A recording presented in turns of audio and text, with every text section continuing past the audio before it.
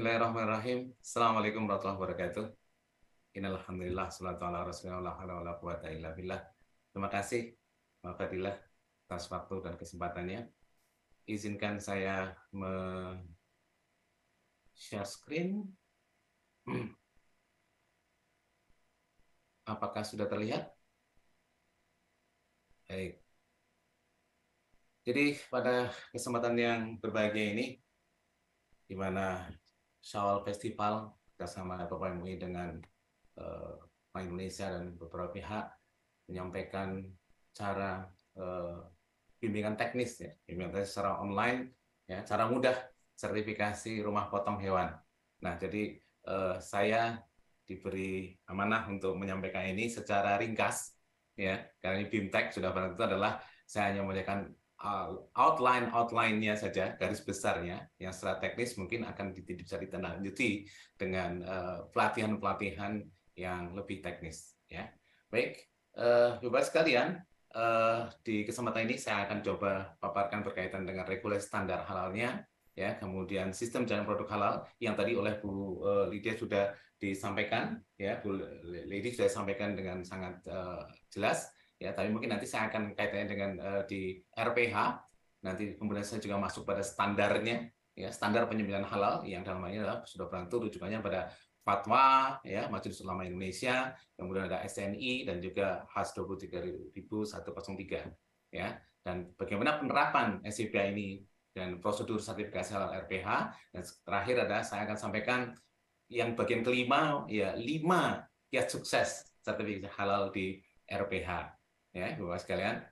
Baik, kalau kita menyimak berkaitan dengan regulasi dan standar tentang halal di Indonesia, saya kira kita tidak lepas dari Undang-Undang Jaminan Produk Halal yang diundangkan di tahun 2014 sebagai Undang-Undang Nomor 33, berikutnya juga dengan peraturan pemerintah ya yang menjadi jembatan lebih cair lagi, yaitu Undang-Undang Cipta Kerja ya, sampai 2 kali ya, yang nomor 11 tahun 2020, dan kemudian diperbarui atau digantikan dengan peraturan pemerintah pengganti Undang-Undang nomor 2 tahun 2022 yang juga sudah diundangkan.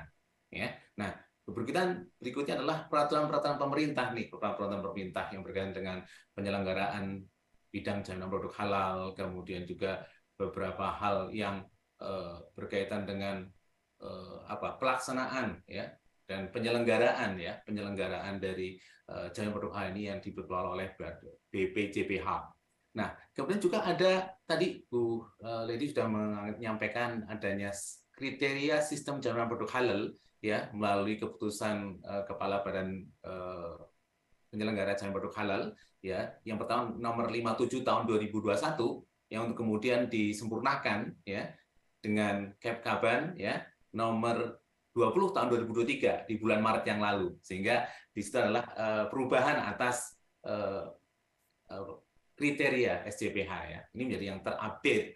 Ya, begitupun dengan kalau kita topik hari ini adalah berkaitan dengan rumah potong hewan ya, sudah beruntung maka undang-undang berkaitan dengan peternakan dan kesehatan hewan ya yang semula di nomor 18 2009 kemudian digantikan dengan 41 tahun 2014 dan seterusnya ya, itu menjadi bagian-bagian yang harus menjadi rujukan dalam kita membahas ini. Fatwa Majelis Ulama Indonesia tahun 2009 nomor 12 itu adalah berkaitan dengan standar sertifikasi penyembelihan halal. Ya, jadi kaitannya itu maka kemudian pemerintah juga mengeluarkan peraturan pemerintah tahun 2012 nomor 95 ya tentang kesehatan masyarakat veteriner, dan BSN ya itu juga tidak tinggal diam, sudah menyiapkan rangkaian SNI ya, Standar Nasional Indonesia berkaitan rumah potong hewan ya, dan juga mengeluarkan standar nasional untuk sistem jaminan halal yang dikenal sebagai seri SNI 99.000 ya, yang 99.001 tahun 2016 itu adalah tentang sistem jaminan halalnya. Kemudian di tahun yang sama tapi 99.002 ya, itu adalah tentang mengatur tentang standar pemotongan halal pada unggas ya. Dan di 2018 2 tahun kemudian dengan seri yang 99.003 itu adalah SNI untuk pemotongan halal pada ruminansia. Jadi sudah cukup lengkap, dan berikutnya di tahun 2012 LPPOM MUI yang pada saat itu masih menjadi lembaga sertifikasi halal, ya, itu launch ya suatu standar pemenuhan kriteria sistem jalan halal di rumah potong hewan. Itu dikenal sebagai HAS 23103. Ya, ini menjadi bagian yang menjadi guidance standar kriteria dalam pemenuhan penyembelihan halal. Terakhir tadi update dari Bu Apri adalah terkait dengan Permentan ya tentang sertifikat nomor NKV. Nah, ini menjadi juga bagian yang menjadikan halal dan thayyib ya, halalan wa thayyiban itu menjadi sesuatu yang inklusif ya, sebagai satu entitas yang tidak bisa terpisahkan ya. Sehingga pada kiranya inilah standpoint ini yang kalau kemudian kita rujukan dengan undang-undang jaminan produk halal sendiri, kita menjadi punya legalitas yang cukup kuat untuk menjadikan produk-produk kita itu semuanya bersertifikat halal ya. Di slide ini sampaikan tentang itu definisi di ketentuan umum di pasal 1 undang-undang tersebut diatur tentang atau define lah ya, didefinisikan apa itu produk halal, kemudian proses produk halal dan bahan. Nah, jadi Bapak sekalian, saya lanjutkan pada bahasan tentang SCPH yang saya sebenarnya sudah menyiapkan, tapi saya kira yang disampaikan Bu Ledi sudah sangat lengkap. Jadi saya hanya mengulang saja sedikit ya, bahwa sistem jaminan produk halal ini adalah sebuah sistem yang harus dipunyai oleh setiap pelaku usaha yang mengajukan permohonan sertifikasi halal untuk produk-produknya, yang di dalamnya itu merupakan sebuah sistem yang terintegrasi ya, disusun ya, diaplikasikan serta di-maintain ya. Untuk mengatur apa? Untuk mengatur ya baik bahan ya, proses produk halalnya, produknya ya, sumber daya dan prosedurnya, sehingga bisa diimplementasi secara konsisten dan berkesinambungan ya dalam proses produk halal tersebut. Jadi itu 5 kriterianya ya, sudah barang tentu kita tahu betul ya, yang tadi sudah disampaikan Bu Ledi. Nah, akan halnya di penerapan sistem dan produk halal di RPH, maka kita fokus pada di proses produk halalnya, di mana di situ disampaikan ada 3 hal yang pokok, adalah bahwa pelaku usaha wajib memisahkan pertama, dimulai dengan memisahkan Ibu Bapak sekalian. Jadi pertama adalah lokasi, yang kedua adalah tempat, dan yang ketiga adalah alat penyembelihan. Sehingga ketika diuraikan, maka sekarang terkait dengan lokasi di sini, ya tadi boleh sudah disampaikan ada beberapa hal bahwa lokasi harus bisa, ya. Bahkan di standar HAS 23103 itu ada jarak minimal ya antara yang halal dan non halal. Tapi di sini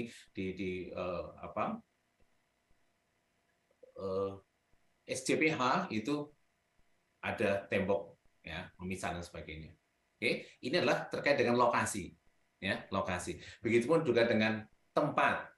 Tempat berarti kan lokus ya, tempat proses ya. Di situ ada tempat penampungan hewan, tempat penyembelihannya, tempat pengulitannya, itu yang terkait di RPH itu harus terpisah antara yang halal dan yang tidak halal. Ya, jadi ini saya coba uraikan bahwa bagian-bagian yang terpisah harus dipisahkan, wajib dipisahkan ya antara tempat penyembelihan bagian-bagian tersebut dalam tahapan proses penyembelihan. Dan yang ketiga adalah sudah tentu adalah wajib menggunakan alat penyembelihan yang memang memenuhi persyaratan. Ya. Pertama, tidak menggunakan alat secara bergantian, ya. Kemudian sarananya dibedakan, sarana untuk membersihkan alat tersebut, kemudian sarana untuk memelihara alat tersebut, bisa untuk mempertajam dan sebagainya gitu ya. Dan juga penyimpanan alat-alat untuk penyembelihan juga harus terpisah dengan yang tidak halal. Jadi cakupan 3 hal inilah yang pada kiranya wajib dipisahkan, lokasi, tempat, dan alat penyembelihannya. Adalah aturan yang diatur ya, hal-hal yang diatur dalam sistem jaminan produk halal.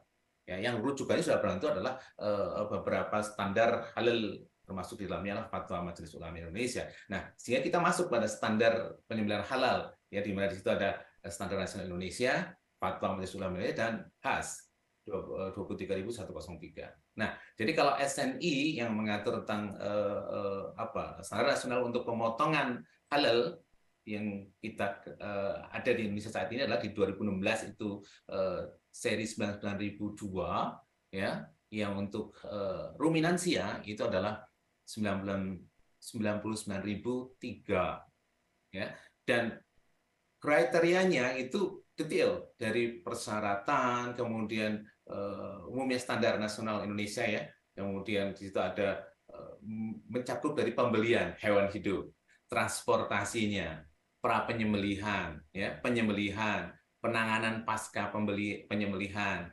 pengemasan dan pelabelan, penyimpanan, ya, terus transportasinya, ya, dari hasil pasti setelah menjadi produk dari RPA tersebut, ya, fasilitasnya, penanganan produk yang tidak halal, kalau dalam fatwa nanti ada sebagai hewan gagal sembelih, gitu istilahnya, ya, ada definisi tersebut, dan ketertelusurannya, ya, kemampuan tertelusurannya. Nah, inilah 12 kriteria dalam standar Indonesia yang harus diterapkan pada RPH, ya, baik yang untuk ruminansia maupun yang unggas sesuai dengan SNI-nya yang sudah dibuat oleh Badan Standar Nasional Indonesia. Nah, baik, sekarang kita coba lihat pada Fatwa Majelis Ulama Indonesia tahun 2009 nomor 12, standar penyembelihan halal. Di ketentuan umum disampaikan di situ adalah pertama bahwa beberapa definisi tentang penyembelihan adalah penyembelihan hewan sesuai dengan ketentuan hukum Islam. Kemudian pengolahan adalah proses yang dilakukan terhadap hewan setelah disembelih, ya, yang meliputi antara lain ada pengulitan, pencincangan, dan pemotongan daging. Ya. Kemudian ada istilah stunning atau pemingsanan. Ada suatu cara untuk melemahkan hewan yang akan disembelih itu melalui pemingsanan sebelum pelaksanaan penyembelihan. Ya, sudah barang tentu tujuannya agar waktu disembelih itu hewan, ya, tenang dan tidak bergerak. Ya. Dan yang istilah gagal penyembelihan inilah yang kemudian tadi saya singgung berkaitan dengan yang produk yang tidak memenuhi kriteria halal dalam RPH, maka menggunakan istilah terus sebagai gagal penyembelihan. Ya. Nah, kita coba masuk pada ketentuan hukumnya. Ketentuan hukumnya di fatwa tersebut menyampaikan bahwa pertama tentang hewannya, standar hewan yang disembelih. Ya. Di fatwa MUI nomor 12 tahun 2009 ini sudah mengatur bahwa hewan yang disembelih itu adalah hewan yang boleh dimakan atau hewan halal. Itu yang pertama. Yang kedua adalah hewan yang akan dipotong harus dalam keadaan hidup pada saat disembelih. Ya. Dan yang ketiga adalah bagaimana kondisi hewan, ya, itu yang akan disembelih tersebut ketika datang ke RPH itu harus memenuhi standar kesehatan hewan yang sudah tentu akan diverifikasi atau didapatkan oleh otoritasnya yang berwenang, ya, sesuai dengan lembaga yang memiliki kewenangannya. Ini yang maksud. Itu terkait dengan standar hewannya, standar hewan.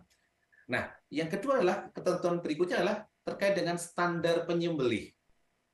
Jadi orang yang melakukan penyembelihan, ya, itu beragama Islam, ya, dan sudah akil balik, itu sesuai dengan ketentuan fatwanya, ya. Yang kedua adalah memahami tata cara penyembelihan secara syar'i, dan yang ketiga adalah memiliki keahlian, ya, dalam penyembelihan, ya. Inilah kemudian pada kiranya menjadikan istilah kompeten, ya, sehingga perlu sertifikasi kompetensi, ya, terhadap petugas penyembelihan. Karena ini menjadi standar penyembelih atau petugas atau orang yang melakukan proses penyembelihan.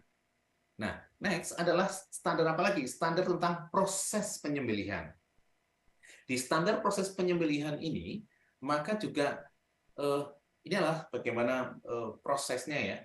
Maka syarat sahnya lah seperti itu, ya, pada kondisinya. Maka saat menyembelih itu harus dengan niat menyembelih dan sama Allah ya, dengan menyebut nama Allah. Ya, Bismillahirrahmanirrahim, seperti itu. Oke. Kemudian penyembelihan tersebut ya, harus dilakukan dengan mengalirkan darah melalui pemotongan saluran makanan, ya, kemudian saluran nafas, dan yang ketiga adalah dua pembuluh darah. Ya. Nah, ini adalah menjadi bagian yang menjadikan syarat sahnya penyembelihan tersebut. Yang ketiga adalah penyembelihan dilakukan dengan satu kali, ya, dan secara cepat. Ya. Dan berikut yang keempat adalah bahwa tanda-tanda hidup dari hewan yang dipotong tadi atau hayah mustaqirah itu harus dipastikan, ya, dengan melalui aliran darah yang secara komplit gitu, ya, dan dilihat juga gerakan-gerakannya, ya, masih adakah gerakan dari hewan tersebut sebagai tanda tidak ada tandanya hidup hewan, tidak ada lagi tanda kehidupan dari hewan yang disembelih tadi, ya, sehingga pada akhirnya bisa memastikan bahwa hewan tersebut sudah mati, dan matinya hewan disembelih tadi itu juga dipastikan harus disebabkan karena penyembelihan tersebut, bukan oleh hal yang lain. Ini adalah standar dari proses penyembelihannya. Berikutnya adalah standar dari setelah penyembelihan ya tercapai, maka kemudian masuk pada standar pengolahannya. Ya, pengolahannya itu hanya akan dilakukan ya setelah hewan yang disembelih tadi itu dalam keadaan mati, ya, oleh penyembelihan yang dilakukan. Jadi nggak boleh karena mungkin kalau di ayam itu belum dipotong, saya itu dibiarkan terus masih kelop-kelop gitu langsung diolah dengan begitu dimasukkan ke air panas itu udah masuk pada pengolahan ya. Dan itu harusnya dipastikan mati dulu baru kemudian dilanjutkan dengan yang dimasukkan ke air panas gitu. Jangan kemudian matinya karena ada di air panas. Itulah yang tidak tercapai, yang bahwa pengolahan itu dimulai ya setelah dipastikan bahwa hewan yang disembelih tadi telah mati karena penyembelihan. Bahwa kemudian yang kedua adalah diatur dalam proses pengolahan ini adalah bahwa pengolahan tidak akan dilakukan terhadap apa? Terhadap hewan yang gagal sembelih, ya. Jadi hewan yang penyembelihannya itu tidak memenuhi kriteria itu harus dipisahkan, tidak boleh diproses. Ya. Yang ketiga adalah penyimpanan, ya. Ketika penyimpanan terhadap produk dari herbal tersebut harus secara terpisah antara yang halal dan yang non halal. Dan dalam hal proses nanti pada kiranya distribusi, ya, ini terkait dengan pengiriman, maka semua informasi ya dan jaminan mengenai status kalanya itu harus lengkap, ya, harus ada jaminan tersebut, ya, sampai pada apa? Sampai pada end user, sampai pada si pengguna akhir. Ini menjadi bagian yang ketentuan hukum berkaitan dengan standar pengolahan. Nah, di fatwa ini juga di ketentuan umum mengatur lain-lain apa saja yang diatur di dalam fatwa tersebut sebagai standar penyembelihan halal adalah hewan yang disembelih ini disunahkan untuk menghadap kiblat. Ya, positioning berarti kan ya. Yang kedua adalah penyembelihan ini dilakukan semaksimal mungkin secara manual ya. Kalaupun kemudian secara mekanis ya bisa ya. Tapi bahwa kemudian juga tanpa didahului dengan stunning ya dan semacamnya. Nah, kalaupun ada pemingsanan atau stunning pada kiranya, maka tujuannya adalah hanya untuk mempermudah proses penyembelihan hewan, ya, yang kemudian uraikan lebih detail lagi adalah persyaratannya, ya. Jadi stunning boleh dilakukan dengan syarat ya hanya menyebabkan hewan pingsan. Yang kedua adalah bertujuan untuk mempermudah penyembelihan dan itu juga sebagai bentuk ihsan terhadap hewan tersebut tanpa menyiksa hewan tersebut, dan juga penetapan ketentuannya mengenai pemilihan jenis dan teknisnya itu harus kemudian di bawah pengawasan ahli. Nah, ini terkait dengan saya. Dan terakhir adalah berkaitan masih di fatwa ini adalah mengatur tentang penggelonggongan. Jadi hewan sembelihan yang digelonggong itu ya hukumnya adalah haram. Jadi itu adalah gambaran standar standar penyembelihan halal berdasarkan fatwa Majelis Ulama Indonesia nomor 12 tahun 2009. Baik Bapak sekalian, kita lanjut kepada bagaimana penerapan SCPH dan prosedur sertifikasi halal di Indonesia ya terhadap RPH. Oke. Nah, maka LPPOM MUI mempunyai sudah launching suatu pedoman pemenuhan kriteria sistem jaminan halal di rumah potong hewan di tahun 2012, ya, tepat di ulang tahun yang ke-23 dengan kita sebut sebagai Halal Assurance System 23103. Ya, sehingga kalau kemudian kita coba lihat bagaimana penerapannya, ya, jadi kalau tadi Bu Lady mengantarkan SCP secara global, maka kita coba detailkan ketika di tingkat RPH, Bapak sekalian, ya. Jadi eh, komitmen dan eh, tanggung jawab yang menjadi kriteria pertama dari SCPH itu kemudian ya kita bisa kita penuhi dengan bagaimana kebijakan halal itu ditetapkan ya untuk berkomitmen melakukan pemotongan hewan secara halal, memproduksi daging secara halal gitu ya, secara konsisten berkesinambungan ya, disosialisasikan ya secara internal eksternal gitu ya dengan berbagai macam bentuknya. Dan juga yang kedua adalah aspek adanya sumber daya manusia yang menghandle ya, mengelola bahwa sistem jaminan produk halal ini bisa direncanakan, terapkan ya, dipantau dan dievaluasi secara konsisten dan berkesinambungan ya. Melalui apa ya? Adanya biasanya kita sebut sebagai tim manajemen halal yang di dalamnya mencakup ada petugas penyembelih ya yang kompeten ya, yang kemudian kita kenal dengan istilah juru sembelih halal, juleha gitu ya. Kemudian adanya petugas pemingsanan ya, jadi petugas pemingsanan itu adalah men-set stunning aparatusnya ya, fasilitasnya sehingga pada kiranya tercapai standar tadi yang dimintakan bahwa atau kondisi stunning yang sesuai dengan standar fatwa gitu ya. Dan yang ketiga adalah penyelia halal. Ya, seorang penyelia halal juga yang kompeten. Ini harus tersedia dikelola dalam sebuah tim manajemen halal. Yang itu harus jelas ada surat penunjukannya, ada legal standingnya jelas, bentuk berupa ya surat keputusan, surat penunjukan, ya surat pengangkatan, macam itu ya. Yang pada kiranya juga dilengkapi dengan apa? Tugas pokok, ya, tanggung jawab dan kewenangannya. Itu juga harus disampaikan dengan jelas. Jangan ditunjuk, ada penunjukan, tapi kemudian uraian tugas, uraian kewenangan maupun tanggung jawabnya tidak disertakan. Itu harus dilengkapkan, ya.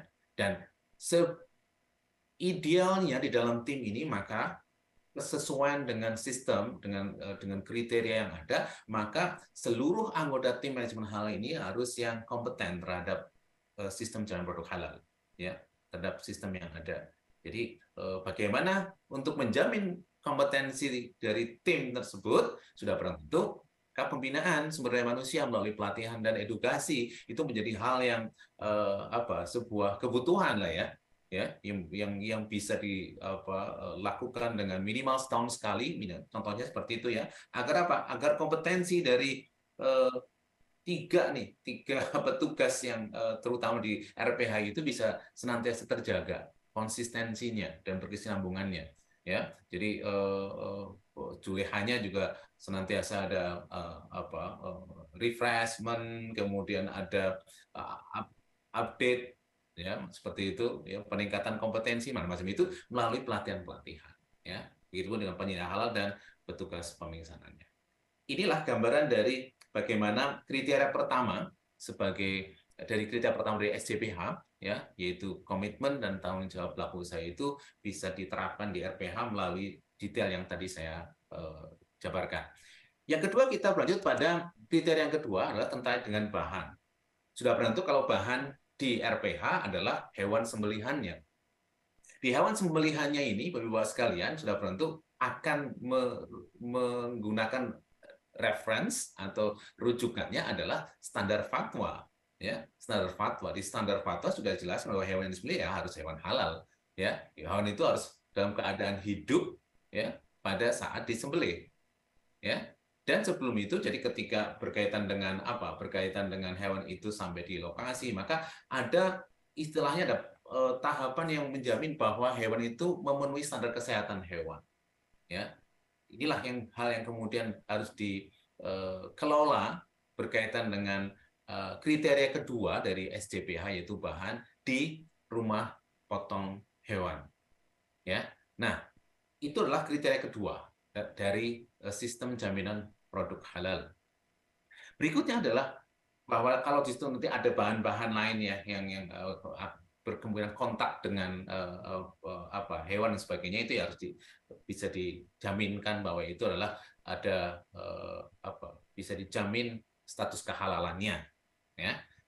Nah, kriteria ketiga dari sistem jaminan produk halal, Bapak sekalian, itu adalah proses produk halal. Di proses produk halal ini, Bapak sekalian, itu pertama akan berkaitan dengan fasilitas. Fasilitas itu harus halal dedicated. Harus halal dedicated. Apa artinya halal? Ya, hanya digunakan untuk proses penyembelihan halal, hewan halal. Ya, hewan yang halal harus terpisah. Kemudian lokasinya terpisah secara nyata ya dari RPH non halal. Ya, jadi kalau di HAS 23103 ini, maka di situ ada gambaran bahwa berjarak minimal sekian kilo gitu ya dari peternakan atau dari tempat pembuangan yang non halal macam itu ya. Nah, begitupun yang ketiga terkait dengan fasilitas adalah alat penyembelihannya. Alat penyembelihan harus memenuhi persyaratan ya. Jadi nanti kita akan uraikan tentang apa persyaratan alat penyembelihan tersebut. Baik Ibu sekalian, dan dalam kondisi bahwa setelah tadi di proses produk halal itulah fasilitasnya sudah kita penuhi, maka kita masuk pada aktivitas kritis, ya, aktivitas kritis dalam proses penyembelihan itu. Di HAS 23103 sudah mengatur bagaimana atau apa-apa saja yang kriteria yang perlu diterapkan pada proses aktivitas kritis di penyembelihan hewan. Pertama adalah pada saat pra penyembelihan. Di pra penyembelihan ini, Bapak Ibu sekalian, hewan itu yang akan disembelih itu harus terjamin kondisinya dia punya waktu yang istirahat cukup. Jadi kalau hewan ketika akan disembelih kan biasanya ditransportasikan dari peternakan menuju ke tempat penyembelihan ya, menggunakan transportasi. Nah, maka waktu yang diperlukan bagi hewan yang disembelih itu untuk beristirahat setelah melalui transportasi itu harus cukup ya, mengikuti kaidah kesejahteraan hewan yang berlaku ya, sehingga pada akhirnya juga dilakukan pemeriksaan oleh petugas yang berwenang ya terkait dengan kesehatannya, terus diupayakan untuk tidak stres ya, kemudian juga bagaimana ada sarana-sarana pengendalian ya, baik secara mekanis ya yang bisa berjalan secara efektif, berfungsi secara efektif, dan juga itu dari pra penyembelihan. Yang kedua adalah ketika saat ada proses pemingsanan ya, ketika di RPH tersebut menerapkan proses pemingsanan atau stunning, itu juga diatur di bawah sekalian bahwa pemingsanan itu ya seperti tadi mengikuti kaidah fatwa, persyaratan fatwa ya, kondisi-kondisinya harus terpenuhi ya. Kemudian yang ketiga adalah proses penyembelihannya juga harus mengikuti standar, harus sesuai dengan standar kriteria fatwa tadi, standar fatwa Majelis Ulama Indonesia terkait dengan standar penyembelihan halal. Dan pasca penyembelihan, di pasca penyembelihan ini yang mengatur bahwa pengolahan ya, proses pengolahan itu hanya bisa dilakukan setelah dipastikan hewan disembelih tadi mati, benar-benar mati. Jadi pasca penyembelihan ya harus dipastikan secara klinis bahwa hewannya telah mati ya, indikator-indikator hidupnya sudah tidak ditemukan lagi ya, dan begitupun pengecekan terhadap pemastian sudah matinya itu harus ada. Dan kemudian di saat penanganan dan penyimpanan ya harus memenuhi kriteria bahwa di tempat dan peralatan yang memang bisa menjamin bebas dari kontaminasi najis atau benda haram ya, sampai pada transportasi ya kondisi sama. Dan jangan lupa tentang pelabelan.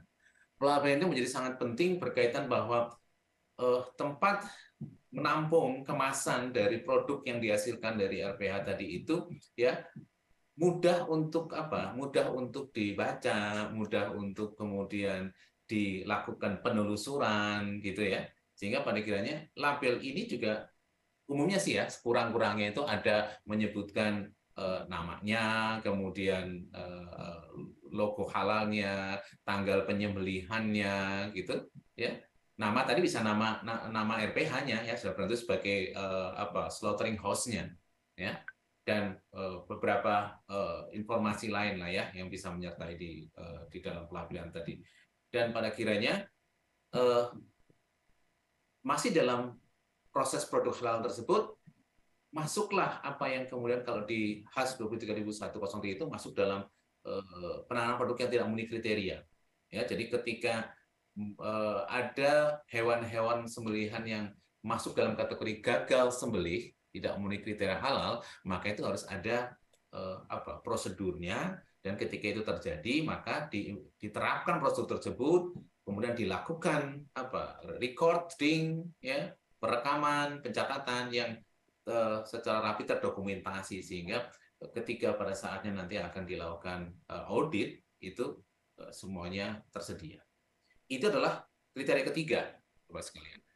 Kita masuk pada kriteria keempat adalah produk. Di produk ini ya sudah tentu produknya itu harus memenuhi kriteria halal termasuk dalam pengemasan dan pelabelan produk, dan identifikasi serta kemampuan telusurannya itu menjadi bagian yang terjamin.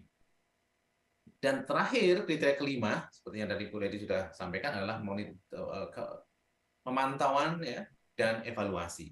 Maka penerapannya di RPH ya dilakukan pemantauannya melalui audit internal minimal setahun sekali, dan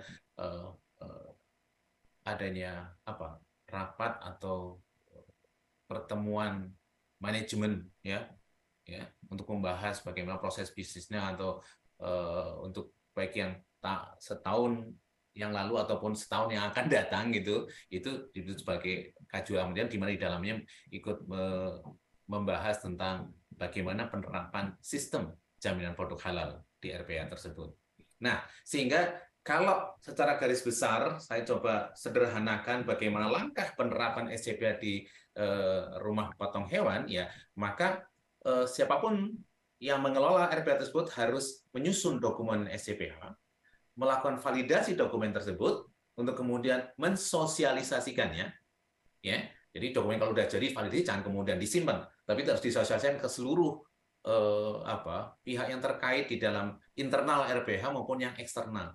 Eksternal itu bisa peternak, bisa supply dan sebagainya, ya, bisa pedagang dan seterusnya. Dan sebelum diimplementasikan, sebelum diterapkan, dilakukan adanya perencanaan. Oh, seperti ini, sehingga terukur dan secara manajemen modern itu bisa diimplementasikan. Setelah diterapkan, jangan lupa Bapak sekalian adalah melakukan rekaman, pencatatan, recording terhadap implementasi tersebut, ya, agar nanti pada kiranya juga dilakukan pemantauan melalui audit internal dan mengevaluasi melalui tadi rapat top manajemen atau kaji ulang manajemen. Nah, jika ini sampai yang poin hijau sini sudah tercapai, ya sudah dilakukan sampai ke evaluasi penerapannya, maka RPH tersebut siap untuk mengajukan permohonan sertifikasi halal ke BPJPH. Ya, yang pada akhirnya nanti setelah melakukan registrasi atau permohonan, ya, kemudian pun siap untuk segera diaudit oleh LPH. Begitu Bapak sekalian, dan sekiranya memilih LPM MUI, karena kebetulan saya auditor halal di LPM MUI, maka secara garis besar tahapan sertifikasi halal adalah mengikuti apa yang terlihat di slide berikut, dari sejak permohonan oleh pelaku usaha kepada BPJPH sehingga diperoleh STTD ya, hingga diterbitkannya sertifikat halal oleh BPJPH adalah mengikuti alur seperti ini. Saya ringkas saja ya, saya kira informasi ini walaupun detail nanti bisa kita diskusikan, atau bisa di Bapak Ibu sekalian sudah mempunyai gambaran secara utuh bagaimana prosedur sertifikasi halal ya. Ini berlaku baik untuk semua ruang lingkup kategori ya, kategori baik dari proses pengolahan ya, kemudian restoran, catering hingga RPH, secara garis besar adalah mengikuti prosedur seperti ini. Itu ya Bapak sekalian. Nah, terakhir adalah 5 hal yang ingin saya share kepada Ibu Bapak sekalian terkait dengan bagaimana atau apa saja sih kiat sukses sertifikasi halal RPH. Pertama adalah ya harus adanya komitmen yang kuat dari pelaku usaha untuk senantiasa menyelenggarakan pemotongan hewan yang halal secara konsisten. Jadi policy-nya dikuatin dulu, ya. Jadi komitmennya itu dikuatkan dulu. Oke. Untuk kemudian yang kedua adalah menyiapkan sumber daya. Sumber daya yang dimaksud adalah diantaranya terkait dengan fasilitas. Berarti ada lokasi, tempat, dan alat peralatan. Itu harus halal dedicated. Harus dedikasi halal. Yang pada kiranya memenuhi kaidah veteriner, ya, sanitasi dan higienisnya terjaga, terpenuhi, ya, tersertifikasi. Itu bahkan kalau jadi sama-sama aspek toibnya tersertifikasi, nanti aspek halalnya pun tersertifikasi. Itu perlu lengkap, halalan wa toyibannya. Oke, yang kedua ya Bapak sekalian ya. Yang ketiga adalah siapkan sumber daya manusianya. Ya, tadi terlihat bahwa adanya juleha, juru sembelih halal, gitu kan ya. Yang kedua adalah adanya penyelia halal. Yang keduanya itu harus sama-sama kompeten. Nah, kompetensi ini pasti merujuk pada SKKNI. Ya, SKKNI untuk juleha ya adalah SKKNI 196 tahun 2014. Ya, sementara untuk penyelia halal itu adalah SKKNI 2021 ya tahun 2022 yang menggantikan SKKNI 215 tahun 2016. Ya. Nah, ini adalah gambaran-gambaran bahwa tahapan ketiga atau kiat ketiga suksesnya sertifikat halal RPH adalah adanya juleha yang kompeten dan penyelia halal yang kompeten. Dan yang keempat, Bapak sekalian, adalah menerapkan proses produk halal. Ya, proses produk halal itu kalau kita coba sederhanakan potretnya adalah yang aktivitas kritis, ya, yang aktivitas kritis itu yang kemudian dari pra penyembelihan sampai pada pelabelan dan transportasi itu harus benar-benar terimplementasikan. Ada semuanya, ada manualnya, ada prosedurnya, dan juga semua hal yang diimplementasikan yang diterapkan tadi itu ada catatannya, sehingga lengkaplah ketika perusahaan itu akan dilakukan pemeriksaan pada saat sudah mengajukan permohonan sertifikasi halal. Dan yang kelima atau yang terakhir yang coba saya sharingkan adalah bahwa penerapan terhadap SJPH itu secara utuh, ya, komprehensif itu harus secara konsisten dan berkesinambungan dijaga, ya. 5 hal tadi, ya, dari mulai komitmen tanggung jawab hingga pada pemantauan dan evaluasi. Ya, itu saya kira Bapak sekalian yang bisa saya sampaikan pada kesempatan ini. Kurang lebih mohon maaf. Bila terjadi, wassalamualaikum warahmatullahi wabarakatuh.